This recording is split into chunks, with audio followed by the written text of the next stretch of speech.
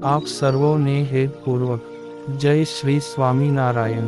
આજની સત્સંગ કથા વાર્તા નિજ મંદિર સાવરકુંડલા। પવિત્ર માઘ માસ વિશેષ।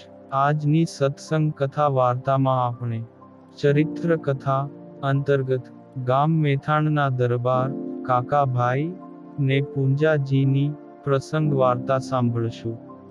પ્રભાતના પોરમાં ગામ મેથાણના દરબાર ગઢમાંથી હરરોજ પ્રમાણે પ્રભાતિયાનો સૂર વહેતો સાંભળીને ગામજનોને નિશ્ચય થઈ ગયો કે જીજીબાએ પૂજા પૂરી કરી લીધી છે, એટલે ઓસરીમાં વાડીએ જવા માટે ગાડું જોડવાની તૈયારી કરતા જીજીબાએ સાદ પાડી કહ્યું કે ભાઈ પૂંજાજી, આજ ખેતરનું કામ ભલે ઓછું થાય, પણ તમે વહેલાસર આવી જજો।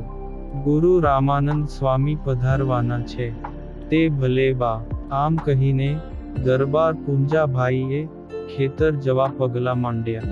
તે રામાનંદ સ્વામીએ ગામો ગામ વિચરણ કરી ધર્મની ધજાયું ફરકાવીને માનવ ધર્મના મૂળની મૂલવણી કરી દેખાડી। એથી લોકમાનસમાં તેની અનેરી છાપ ઉપસી।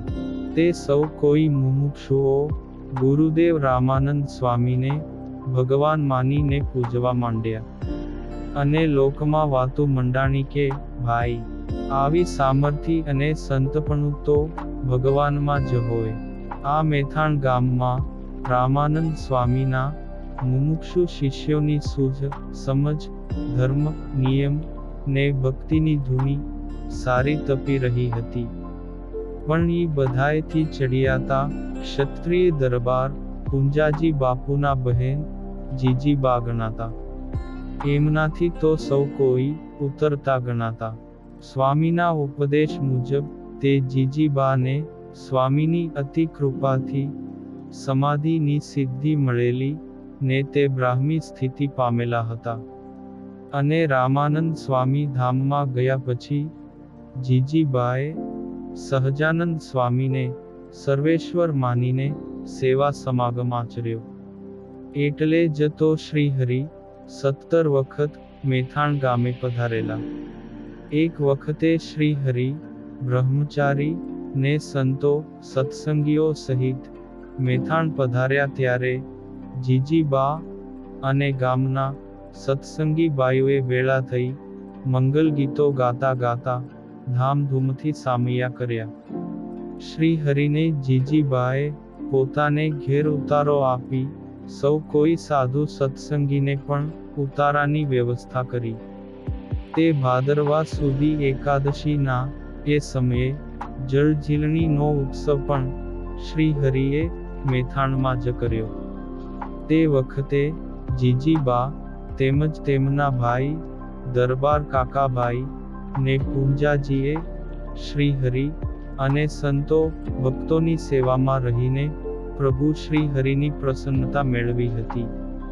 એ વખતે મેથાણથી જતા જતા શ્રીહરિએ કાકાભાઈ અને પૂંજાજીને કહ્યું, દરબાર, ગફલતમાં રહેશો નહીં, આવતી સાલે ભયંકર દુષ્કાળ થશે, એટલે દાણાની બરાબર વ્યવસ્થા કરી લેજો।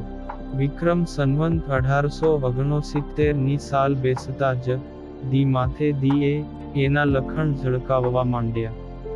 તે વાયરા ના ફૂંકાવાથી વાદળો ભંગાતા રહ્યા, તોય શ્રીહરિની આગોતરી વાતને દરબારોએ ધ્યાનમાં ન લીધી। ત્યારે દરબાર દુષ્કાળના જડબામાં સપડાઈ ગયા, ને ધીરે ધીરે ઘરની પરિસ્થિતિ નબળી મંડાઈ। એટલી હદ વળોટી ગઈ કે ઢોર ખીલેથી છોડી મેલવા પડ્યા, ને 2 ટંક રોટલામાં પણ તાણા તાણ વર્તાવા લાગી। તે દરબારનું મોભાદાર ખોરડું, એટલે કોની પાસેથી દાણા ઉછીના ઉધાર માગવા। આવી સ્થિતિ સર્જાઈ ત્યારે બંને ભાઈ જીજીબા પાસે પોતાથી થયેલ ભૂલ પર પશ્ચાતાપ કરતા કહ્યું, બા, આ દુષ્કાળમાં કુટુંબને મુશ્કેલી ઊભી થઈ છે, દાણા પાણી ડૂક્યા તેનું કારણ અમે છીએ।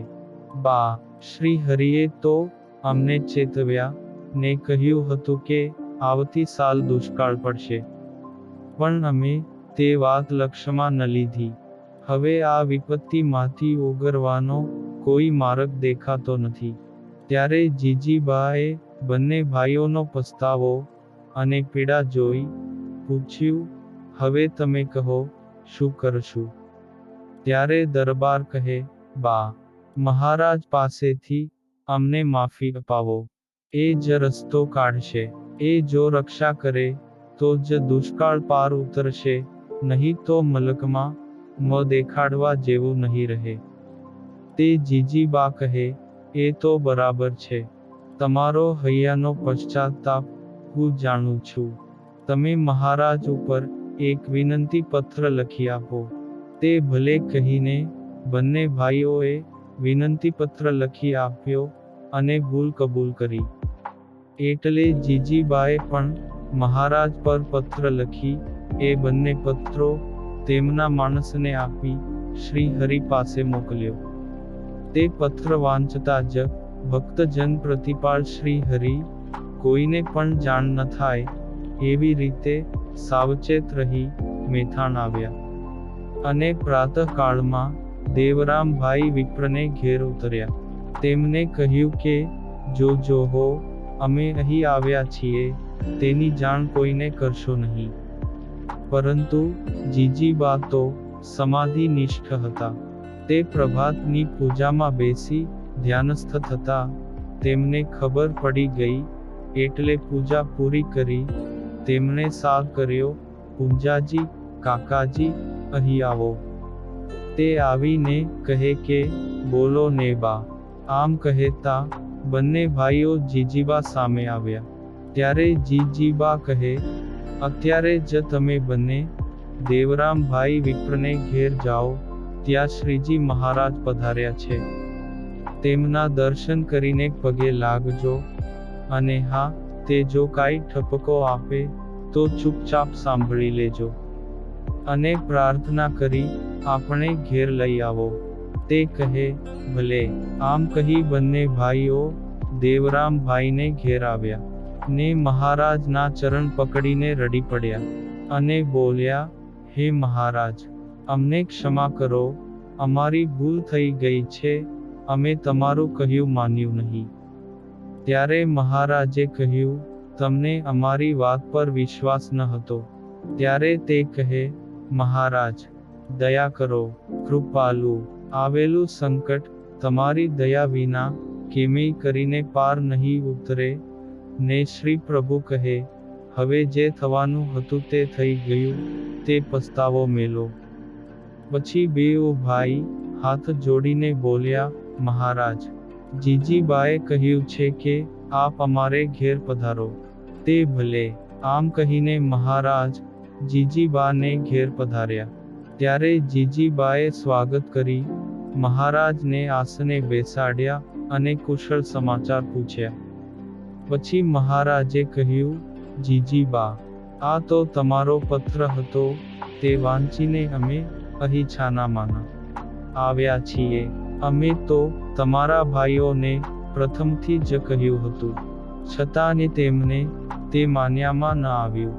ત્યારે જીજીબાએ કહ્યું, મહારાજ, જે થયું તે પણ આપ તો શરણાગત પ્રતિપાળ છો, તેની ભૂલ છે, તેમને માફ કરીને એના દુઃખ સામે જુઓ, ને એમાંથી બચાવી લ્યો.